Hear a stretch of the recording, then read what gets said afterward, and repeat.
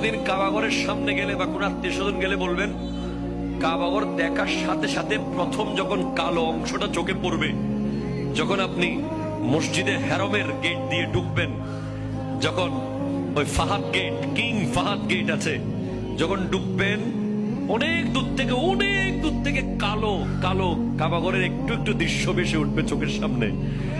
তখন দোয়াটা করবেন, কি দোয়া করবেন কয়টা? যখন কয়টা?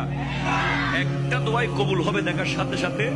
কাবা ঘর দেখার সাথে সাথে প্রথম যে দোয়াটা করবেন ওটা কবুল করবেন কে?